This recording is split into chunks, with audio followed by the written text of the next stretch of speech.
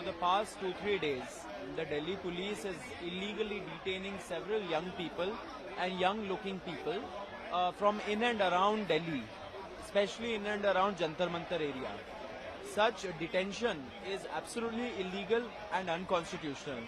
Our lawyers and a number of other lawyers who may not be directly associated with us as well have been rescuing these children from the police stations. However, the number of detentions are increasing day by day. For instance, a couple of days back, 3 young students who were bringing 300 packets of food were detained by the police at Nizamuddin police station. When we inquired and when our lawyers reached, they were released. However, the 300 food packets were not given back to them, which is absolutely shameful.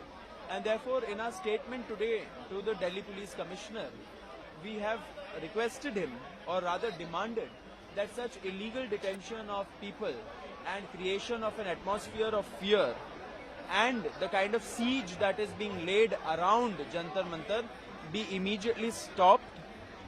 The police should cease and desist from taking such action, which is absolutely unconstitutional, and that people who have been detained be released immediately. You would have seen there were visuals of lawyers also being threatened and pushed around by the police.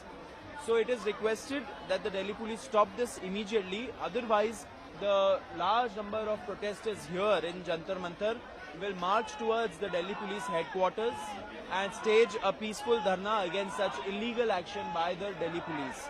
You cannot be starving the people of this country at Jantar Mantar. You cannot be killing them by stopping drinking water. They have not been cleaning and providing sanitation facility outside Jantar Mantar. All of these actions amount to a siege, which is usually seen in war zones. So if the Delhi police and the government of India thinks that this is a war zone, let them declare it. And in any case, we will stage a peaceful dharna. We'll declare it through our social media if they don't stop this immediately.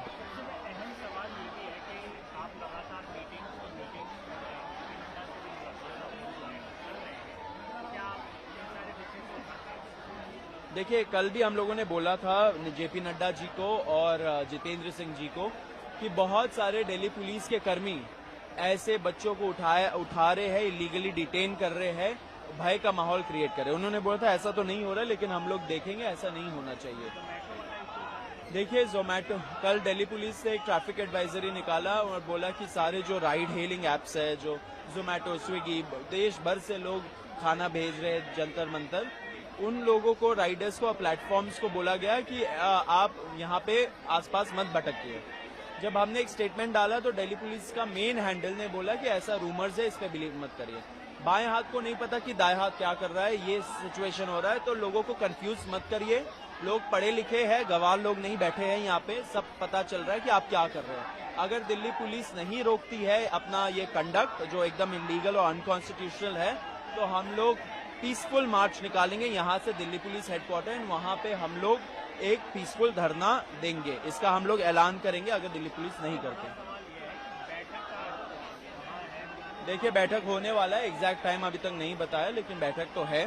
देखिए, बैठक वो करें, लेकिन हमने तो already बोल दिया है कि हम लोग बातचीत नहीं करेंगे अगर हमारा जो मुख्य डिमांड है, धर्मेंद्र प्रधान का इस्तीफा या मंत्रिमंडल से बर्खास्त, ये एक्सेप्ट ना हो, तो उनके ऊपर अब डिपेंडेंट है पूरा।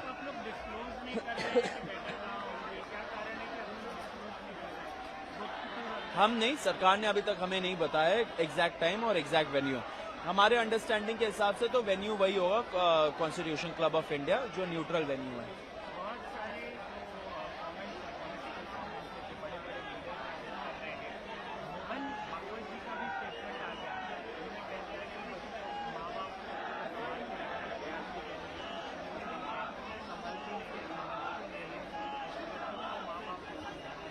ऐसा पैटर्नलिस्टिक एटीट्यूड कि जैसे वही समझते पूरा दुनिया का बात, जैसे कि उनको ही सूझबूझ है सब चीजों की, ये सब आप बोलोगे तो युवा और आक्रोश में ही रहेगा। युवा बहुत जायज डिमांड कर रहे हैं, कोई रेवोल्यूशनरी और रेडिकल डिमांड तो है नहीं। Minimum level of accountability restore करना है धर्मेंद्र प्रधान के इस्तीफे के बाद। इस पे सरकार को और आरएसएस जो सुपर एक तरह से प्राइम मिनिस्टर है, उनको क्या दिक्कत होनी चाहिए? कोई दिक्कत नहीं होनी चाहिए। जब तक ये डिमांड हमारा एक्सेप्ट नहीं होता तब तक हम लोग रोड पे बैठेंगे। और आज अगर सरकार हमारी बात नहीं मानती है तो हम लोग बड़ा ऐलान करेंगे, एक पीसफुल प्रोटेस्ट का फिर से दिल्ली में।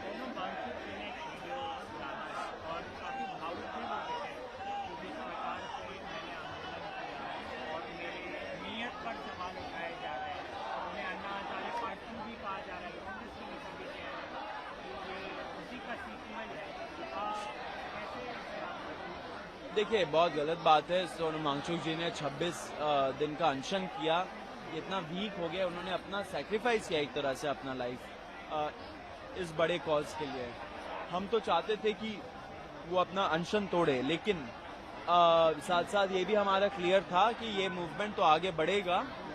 सोनम जी अपना हेल्थ का ख्याल रखे एंड ऐसे जो लोग कमेंटबाजी कर रहे हैं उनको ना सुने। कमेंटबाजी बहुत होती रहती है, हमारे ऊपर भी बहुत सारे कमेंट्स हुए थे, नैरेटिव बनाने का कोशिश हुआ था, कुछ नहीं चिपका हमारे ऊपर।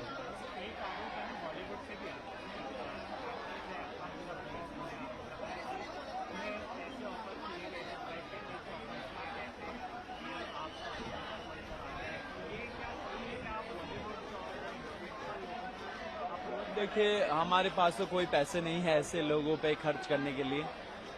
जो आ रहे हैं अपने पैसों से आ रहे हैं। मुझे तो लगता है लोग जो ऐसा स्टोरी बनाते रहते हैं कि पैसे पैसे पैसे, अब वो बॉलीवुड स्टार है, उनके पास हम जितने भी पब्लिक फेसिंग लोग हैं सीजेपी के, उनसे ज्यादा मिला के पैसे होंगे उनके पास। हम क्यों उनको फ्लाइट का टिकट, मतलब फ्लाइट टिकट कितना होगा? ज्यादा से ज्यादा 15,000 रुपए का होगा। क्या वो 15,000 रुपए नहीं अफोर्ड कर पाएंगी? तो ये सब यार बचकानी बातें हैं, लोग बनाते हैं स्टोरी। ऐसे लोगों का प्रॉब्लम है कि वो अनएम्प्लॉयड है, एम्प्लॉयमेंट लेवल बहुत कम है इस देश में। हम नहीं चाहते कि उनके खिलाफ हम एक्शन ले एंड उनको भी हम लोग जॉबलेस बनाएं। तो ठीक है, ऐसे स्टोरीज बनते, मजे लीजिए। क्या अब हम तो चाहते कि हमें कुछ पॉकेट मनी मिले। देखिए, हम लोग इतने दिन से रोड पे बैठे, कुछ कमाई नहीं हो रही है, कुछ नहीं हो रहा है।